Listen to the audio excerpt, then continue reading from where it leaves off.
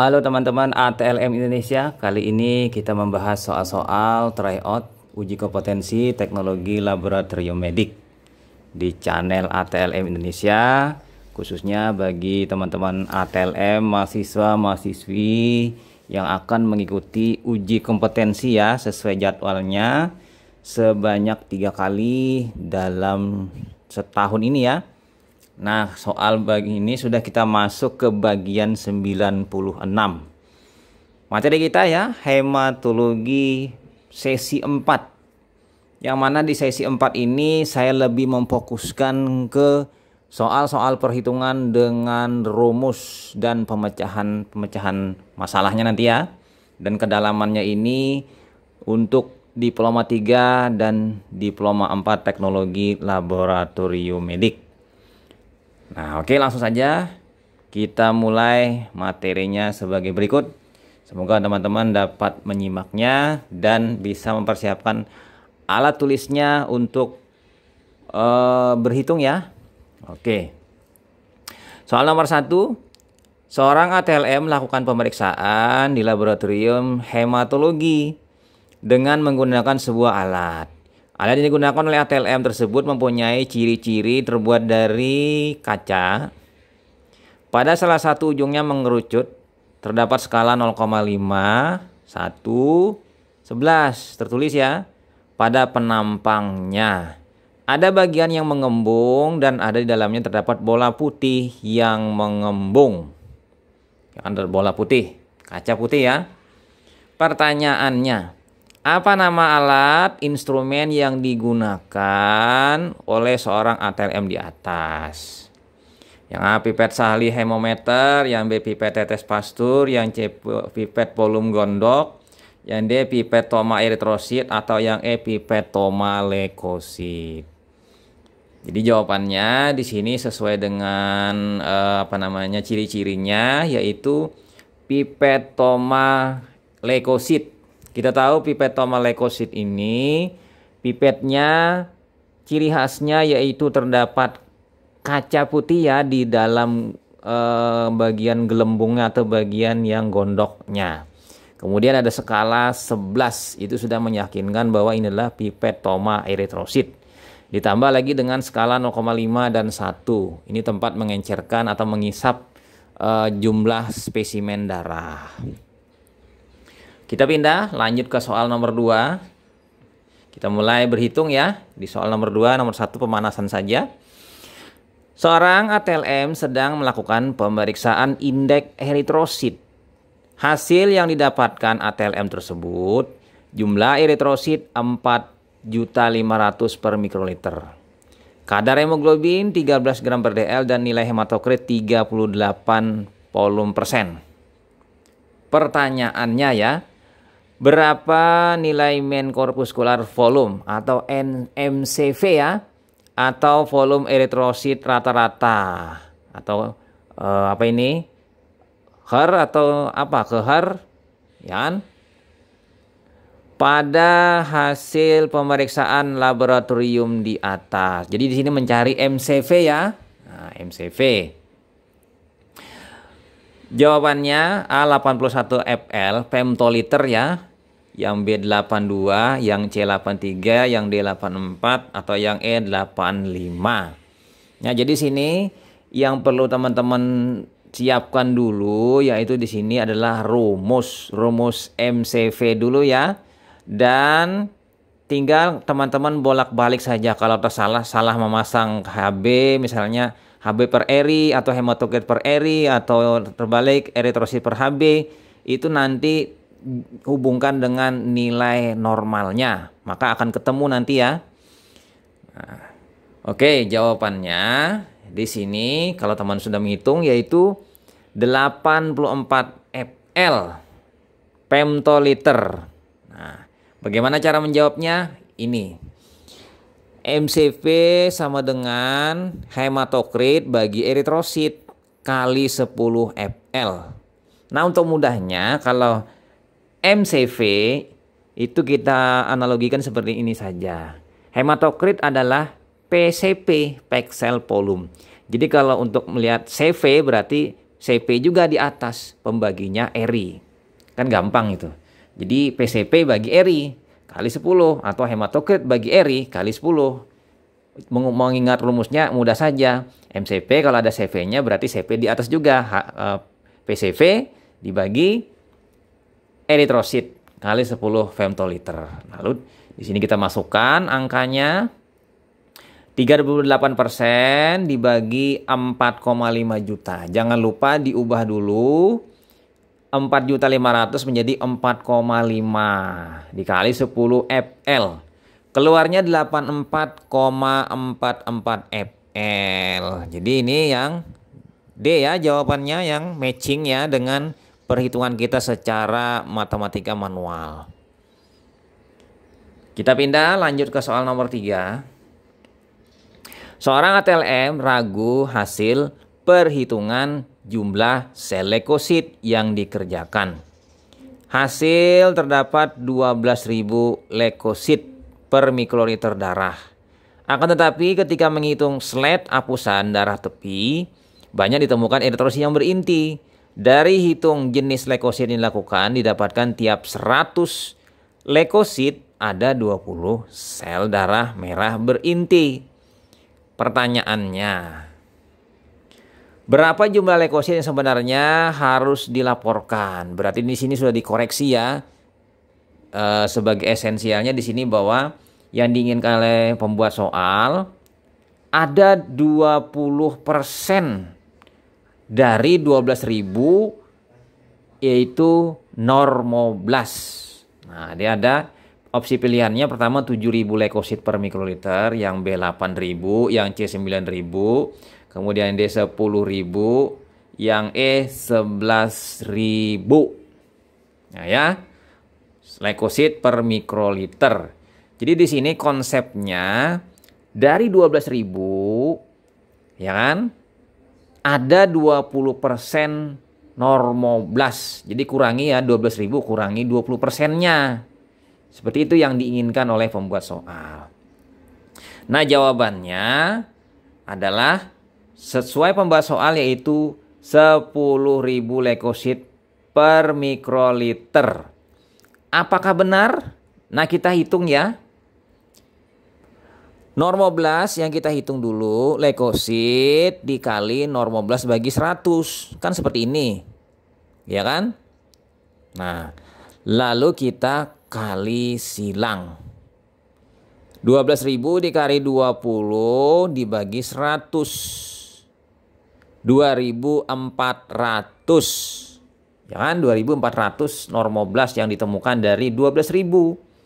Nah, sekarang leukosit sebenarnya kita kurangi 12.000 dikurangi 2.400. Keluarnya 9.600 sel ya per mikroliter atau milimeter kubik. Nah, jadi dari sini konsep soalnya yang membuat salah. Tidak ada jawaban yang sama atau matching. Ya. Jadi di sini tidak ada jawaban yang sama atau matching terhadap kita melakukan penghitungan secara manual ya. Jadi di sini 10.000 itu salah, 9.000 juga salah. Yang benar adalah 9.600. Nah, bagi teman-teman yang punya opsi jawaban yang lain, silakan berikan di kolom komentar ya. Apakah memang benar soal nomor 3 ini? Oke, menurut saya seperti ini, 9.600. Bukan jawabannya 10.000 leukosit ya. Kita pindah lanjut ke soal nomor 4. Nah, khawatirnya soal yang nomor 3 tadi kuncinya yang salah, sementara semua peserta itu menjawab sama. Seluruhnya menjawab 9.600. Ternyata yang membuat soalnya yang salah. Bahaya itu. Kemudian nomor 4, Andi seorang ATLM.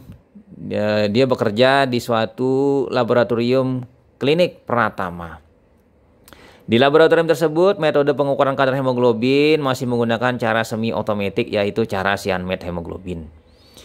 Karena kehabisan reagen Dravkin, Andi membuat Dravkin baru. Standar hemoglobin yang ada kadarnya 16,0 gram persen. Setelah 20 mikroliter standar HB dilarutkan dalam 5 mikroliter Drapkin, maksudnya dilarutkan, mestinya dicampur ya, direaksikan. Diukur absorbansi. Ya, absorpsi, ini absorbensi ya harusnya, dan mendapat nilai 0,4530. Pertanyaannya, berapakah faktor reagen Drapkin tersebut? Yang A 7,25, yang B 11,3, kemudian C 22,6, kemudian yang D 35,3, yang E 72,5. Nah, ini jawabannya yaitu 35,3. Jadi di sini menurut soal jawabannya yang dibuat adalah 35,3. Di sini yang perlu kita lihat adalah teman-teman, konsistensi yang membuat soal ini belum memperhatikan mengenai koma dan titik. Jawabannya ada yang pakai koma, jawabannya ada yang pakai titik. Sementara yang D itu 35,3. Jadi ini membingungkan. Jadi kalau memang mau koma, koma semua, mau titik, titik semua ya. Itu yang perlu kita garis bawahi. Nah, sekarang kita hitung secara manual.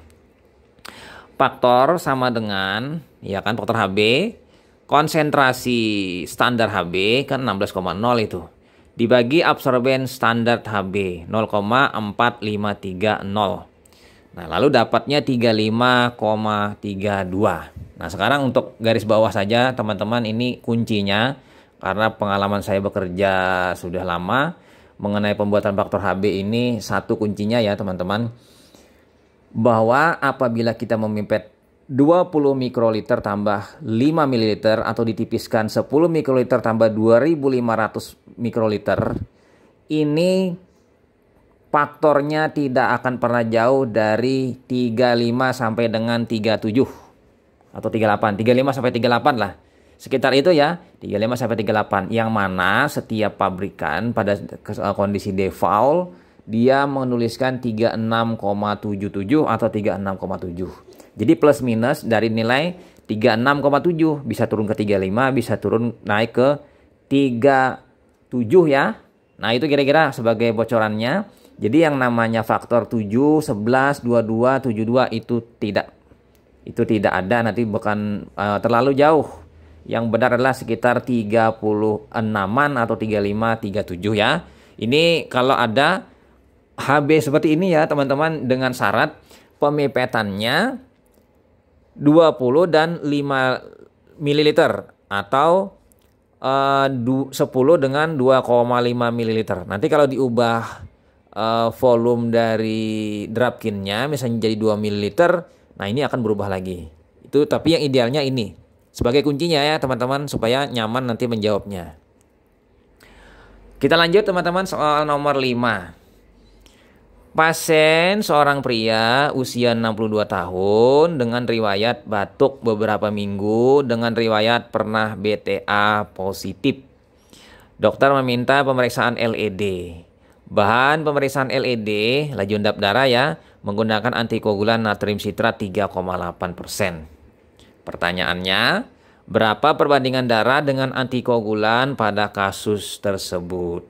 Yang A 1:2, yang B 1:4, yang C 2:1, yang D 4:1, kemudian yang E 4:2. Nah, kita lihat jawabannya ya teman-teman. 4:1 yang D. Di sini kalimatnya darah, berapa perbandingan darah dengan antikoagulan. Darah dulu baru antikoagulan. Jadi jangan terbalik ya. Karena redaksi soalnya mengatakan darah dulu baru antikoagulan. Dan ciri khas di LED ini adalah darahnya lebih banyak ketimbang antikoagulan. Supaya jangan salah persepsi nanti ya. Oke, nah ini sebagai catatan seperti ini. Kalau saya lebih senang menuliskan bukan perbandingan tapi tambah. 4 tambah 1. Yaitu 4 bagian darah tambah 1 bagian antikoagulan natrium sitrat 3,8%. Nah, kalau nanti untuk tabung vakumnya itu menggunakan tabung berlabel atau tutup warna hitam untuk LED ya. Oke, kita pindah, lanjut lagi kita ke perhitungan. Soal nomor 6. Pemeriksaan hitung jumlah trombosit direct dilakukan Dani, seorang TLM, dengan cara 20 mikroliter darah ditambahkan ke dalam 3,98 ml reagen amonium oksalat 1%. Setelah dihitung dalam 160 kotak kecil didapatkan sel trombosit 105 sel. Pertanyaannya, hitung berapa jumlah sel trombosit dalam 1 mm kubik. Nah, sama kan milimeter kubik atau mikroliter ya. Jawabannya A 90.000 sel per milimeter kubik, yang B 80 ml kubik, C 70 ml kubik, yang D 60 ml kubik, yang E 50.000 mm kubik. Jadi semuanya sama, bedanya angkanya turun 90.000, 80.000, 70.000, 60.000 dan 50.000 mm sel per milimeter kubik. Nah, jawabannya yang dipilih oleh si pembuat soal yang saya review adalah 80.000 sel per milimeter kubik. Nah, mari kita hitung secara manual. Pertama, ini saya pakai cara yang pertama ya, ada pertama dan cara kedua yang setengah-setengah itu kan. Kalau yang ini menggunakan pengenceran PDP-TKP ya, saya menggunakan yang ini karena untuk analis kesehatan atau TLM Kalsel itu menggunakan metode ini. Ya kan, metode ini dengan bukan metode yang kedua yang setengah-setengah seperempat 16 sepertiga 20. Nah, seperti itu. 32 maksudnya sepertiga 20. Nah, sekarang kita lihat dulu ya. Pengenceran dulu kita hitung. Pengencerannya itu dalam mililiter kita ubah menjadi mikron. Jadi 3980 mikron ditambah dengan 20. Ya kan? Volumenya sudah kan jadi 4000. 4000 dibagi 20, keluarnya 20 kali pengenceran. Nah, tinggi kaca penutup itu 10 kali, yaitu dari 1 dibagi 0,1 tinggi dari kaca penutupnya itu pada chambernya ya, pada tempat kamar hitungnya. Kemudian kotak sebenarnya, kalau kotak eritrosit itu ada 400 kotak kecil ya, 400 kotak kecil. Sementara kotak yang dihitung itu adalah 160 kotak kecil. Ya kan dikatakan di situ 160 kotak kecil. Lalu dapatnya 105 sel trombosit. Nah, kita masukkan di rumus ya. Rumus yaitu trombosit sama dengan pengenceran dalam pipet dikali tinggi kaca penutup dikali dengan kotak kecil sebenarnya dibagi kotak kecil yang dihitung dikali jumlah sel yang ditemukan. Nah, kita masukkan di situ 3980 ditambah 20 bagi 20 kali 10 kali 400 per 160 kali 105. Keluarnya 4000 per 20 kali 10 kali 2,5 kali 105. Keluarnya 525.000 sel per milimeter kubik. Jadi di sini jawabannya tidak matching ya dengan yang dipilihkan oleh si pembuat soal. Jadi menurut saya pribadi ini adalah soalnya jawabannya yang salah. Walaupun juga misalnya 52.000 tidak ada yang dekat di situ, yang ada cuma 50.000. Ya kan beda ini. Oke, jadi di sini bagi teman-teman yang mau mengkoreksinya silakan nanti berikan jawaban di kolom komentar soal nomor 6 hitung trombosit. Ini versi saya seperti ini, 526.000 sel per milimeter kubik. Mungkin gini, secara logika saja, secara logika teman-teman, kamar hitung ada 400 kotak, ya kan? Kita hanya menghitung 160. Trombositnya banyak sekali didapat, yaitu 105. Apabila kita menghitung dari 400 kotak, mungkin jumlahnya bisa sampai 500 sel. Jadi logikanya seperti ini. Karena dari logika ini berarti kita bisa melihat bahwa ini pasti tinggi. Jadi makanya kalau kita menghitung trombosit di kamar hitung, bila sudah banyak, kita menghitung per kotaknya berapa banyak, berarti ini trombositosis. Sementara yang pembuat soal mengatakan trombositopenia. Jadi di sini menurut saya jelas perhitungan kita yang benar, yang pembuat soal yang salah. Nah, khawatirnya kalau soal seperti ini masuk di UKOM, mahasiswa sudah menghitung dengan benar, ternyata naskah soalnya yang salah. Nah, ini bahaya. Akhirnya dapat poin salah sih mahasiswanya. Oke, teman-teman. Jadi itu ya, nanti teman-teman tinggal merenungkan bahwa dalam tiap kotaknya ini banyak. Misalnya ini kan kalau kita menghitung 160 bagi 105 itu per kotaknya dapatnya berapa itu. Tinggal ngitung aja nanti ya. Dapat itu. Jadi kalau teman-teman melogikakan satu kotak itu berapa untuk mendapatkan 200.000 sampai 400.000. Ya kan? Kalau hampir tidak ada ditemukan, maka nanti akan trombositopenia. Kalau ini saya logikanya dari 160 kotak kecil ini, logikanya mungkin dapat cuma 6 atau cuma dapat 7 atau cuma dapat 10 saja trombositnya. Artinya kasusnya bila sedikit berarti trombositopenia dan dihitung pasti keluarnya nanti sekitar 80 ribuan. Tapi karena ini banyak berarti harusnya trombositosis. Nah, seperti itu ya teman-teman. Oke, lanjut kita ke soal nomor selanjutnya, nomor 7 ya. Seorang ATLM melakukan hitung jumlah leukosit dengan menggunakan bilik hitung. Darah dipipet dengan pipet Thoma leukosit sampai tanda 0,5 dan pengencer truk dipipet sampai tanda 11. Seperti biasanya ya. Setelah diamati dengan bilik hitung improper Neubauer, didapatkan leukosit pada kotak 1 30, kotak 2 35, kotak 3 28 dan kotak keempat 40.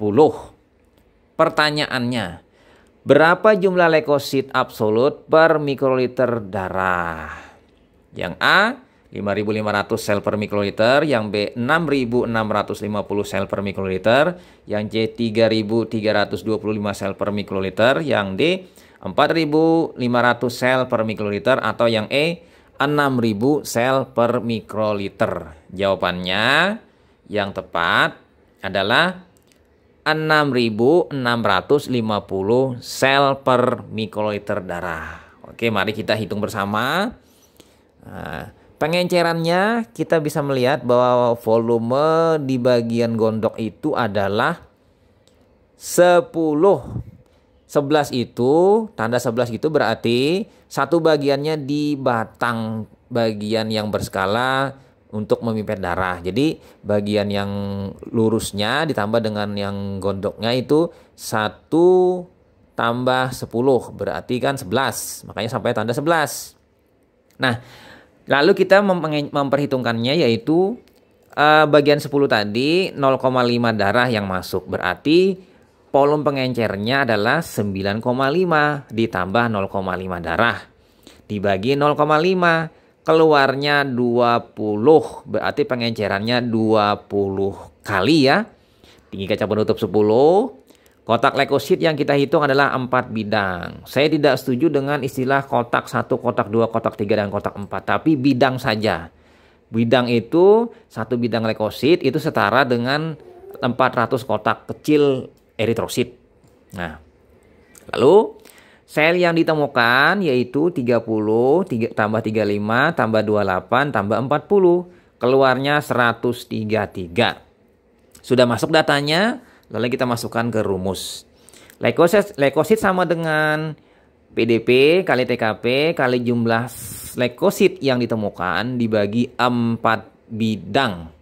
Jadi kalau misalnya satu bidang bagi satu bidang, kalau cuma 2 membaginya, kalau 4 bagi 4. Nah, masuk dalam rumus 20 kali 10, ya kan, kali 133 dibagi 4. Keluarnya 6.650 sel per mikroliter. Nah, ini jawabannya matching dan memang pas soalnya dengan jawabannya. Tidak ada kelebihan atau kekurangan dari digit angkanya ya. 6.650 sel per mikroliter. Kita pindah lanjut ke sel yang ke soal yang lebih kompleks lagi, yaitu yang nomor 8. Pasien penderita leukemia di perawatan penyakit dalam dengan jumlah leukosit 500.000 per sel per milimeter kubik darah. Ini leukemia ya. lalu diberikan terapi sitostatika oleh dokter.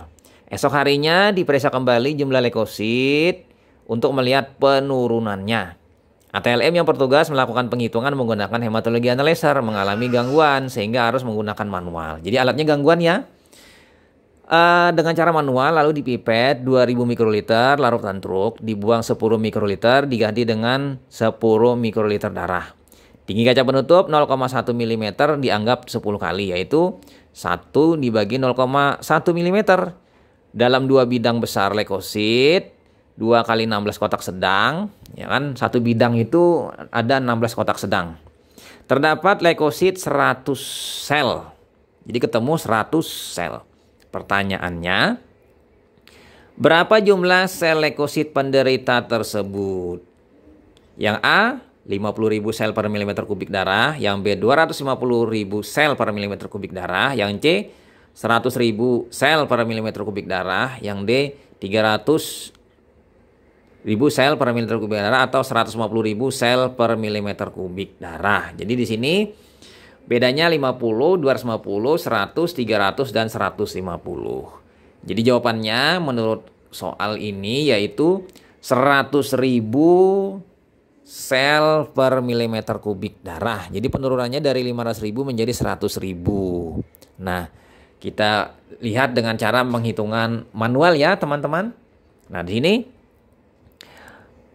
pengencerannya yaitu 2000 dikurangi 10 berarti 1990 ditambah dengan darah 10 mikroliter dibagi 10 berarti kan volume total yaitu volume pengencer plus darah dibagi darah, maka didapatkan 2000 bagi 10 yaitu 200 kali.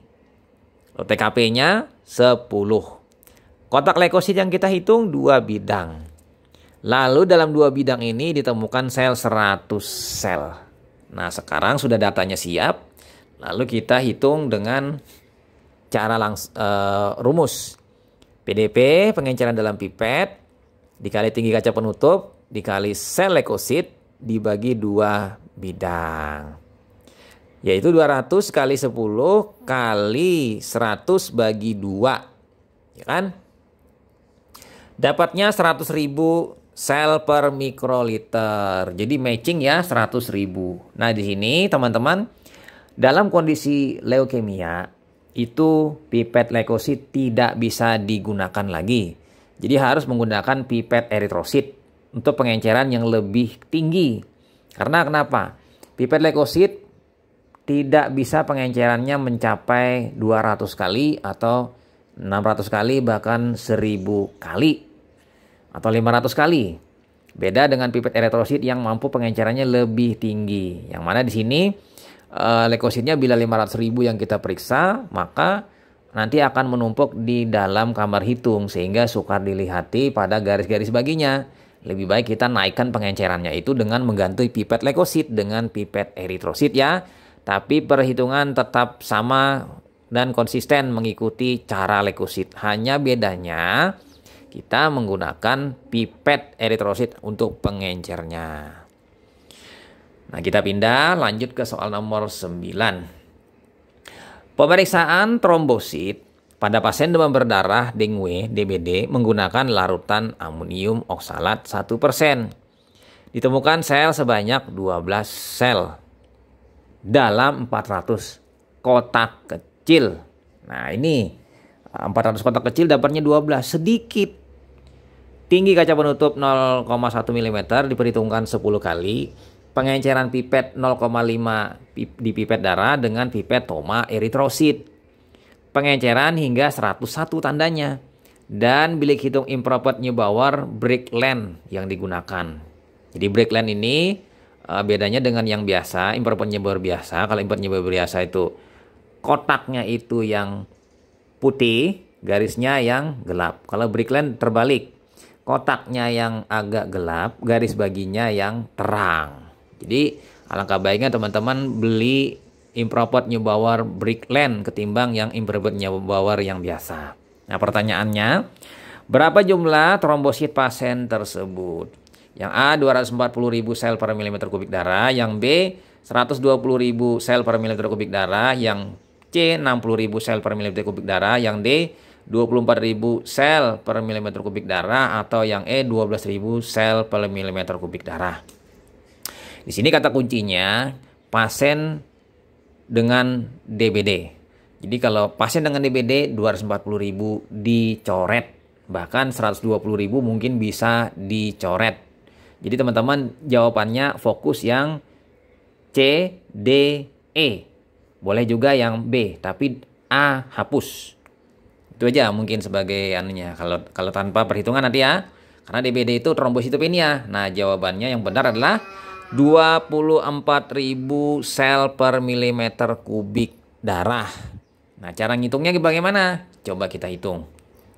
Nah, pengencerannya kita bisa tahu bahwa di sini bahwa dalam pipet eritrosit itu ada satu bagian yang bagian lurusnya, kemudian di bagian gondoknya, bagian gelembungnya itu 100 bagian. Jadi begitu kita melakukan teknik pengenceran, makanya sampai tanda 101. 1 tambah 100. Nah, karena kita memipetnya 0,5, berarti volumenya itu yang kita campur yaitu 99,5 ditambah 0,5 bagi 0,5. Jadi volume pengencer ditambah volume darah dibagi volume darah. Keluarnya 200 kali. Tinggi kaca penutup 10 kali. Kotak sebenarnya 400 kotak kecil yang kita hitung ya. Kotak eritrosit, semua kotak eritrosit ini.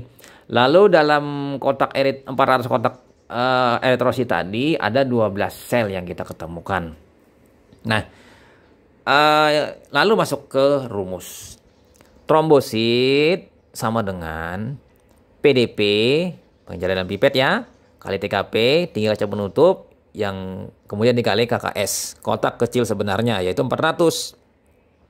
Dibagi kotak kecil yang kita hitung. Tetap juga 400 dikali jumlah sel yang ditemukan. Yaitu di sini keluarnya nanti 200 kali 10, ya kan? Kali 400 per 400 kan, kali 12. Keluarnya 24.000. Jadi matching ya, 24.000. Jadi kalau pasien dengan demam berdarah dengue rata-rata trombositopenia. Jadi sangkaan kita di soal ini harusnya trombositnya yang rendah, yaitu fokus ke 60.000, 24.000 dan 12.000.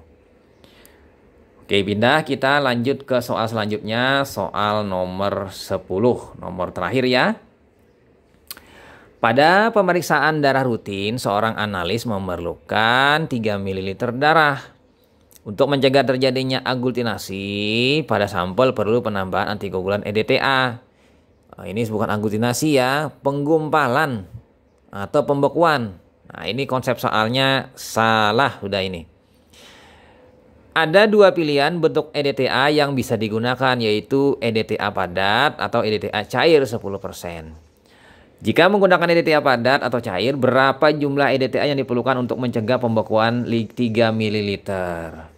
Yang A 1 mg EDTA padat atau 10 ml EDTA cair. Yang B 3 mg EDTA padat atau 0,01 ml EDTA cair. Kemudian yang C 1-2 mg EDTA padat atau 5-10 ml EDTA cair. Atau yang D 1-3 mg EDTA padat atau 5 dengan 10 mikroliter EDTA cair. Atau yang E 3 mg EDTA padat atau 0,03 ml EDTA cair. Jadi jawabannya di sini yaitu 3 mg EDTA padat atau 0,03 ml EDTA cair. Nah, di sini kita tahu bahwa dalam sebuah konsep bahwa 1 mg EDTA yang bentuk padat, ini bahasanya artinya bubuk ya, itu mampu mencegah 3 ml. Jadi 3 mg sama dengan 3 ml. Jadi satunya 1 mg berarti setara dengan 1 ml. Nah, seperti itu ya. 1 mg setara dengan 1 ml darah. Artinya kalau 3 ml berarti 3 mg untuk 3 ml darah. Sementara yang cair itu adalah 10 mikron itu untuk 1 ml. Kalau misalnya 3 ml berarti menggunakan 30 mikroliter. Nah, itu ya kira-kira teman-teman. Ini mencegah terjadinya pembekuan atau aktivasi pembekuan. Jadi di sini ada pembekuan. Ini memang benar-benar beku. Ada juga yang beku setengah beku. Jadi darahnya tetap cair tapi ada sedikit bekuan kecil. Nah, ini yang kedua. Yang ketiga nanti agregasi trombosit hampir atau hendak beku. Trombositnya mengumpul. Nah, ini ada juga, ini akan terjadi trombositopenia. Kemudian yang keempat nanti trombositnya melakukan agregasi tapi tidak terjadi pembekuan. Jadi di sini yang pentingnya kalimatnya jangan menuliskan terjadinya aglutinasi. Aglutinasi istilah yang ada di dalam imunologi serologi atau imunohematologi. Tapi kalau dalam hematologi dasar ya tidak terjadi namanya aglutinasi. Aglutinasi itu bukan karena proses pembekuan tapi karena reaksi antigen antibodi. Mohon dibedakan antara kasus koagulasi menggumpal dengan aglutinasi. Jadi konsep soal ini menurut saya sudah benar tapi redaksinya ada yang salah. Nah, itu saja teman-teman, sebanyak 10 soal yang kita buat dan kita bahas di sesi 96 ini. Jangan lupa subscribe bagi teman-teman yang baru bergabung dan nantikan soal lainnya. Semoga bermanfaat dan barokah. Salam kompetensi. Dan juga saya doakan teman-teman yang berusaha dan memang bersungguh-sungguh untuk menyimak atau belajar tentang ilmu laboratorium medik yang saya bahas ini. Semoga teman-teman lulus uji kompetensi dan mendapatkan nilai yang tinggi. Oke, itu saja. Sampai jumpa di video-video selanjutnya. Dan jangan lupa jaga kesehatan. Dan semoga teman-teman melimpah rezekinya. Amin. Saya Ahmad Lai pamit. Sampai jumpa. Bye.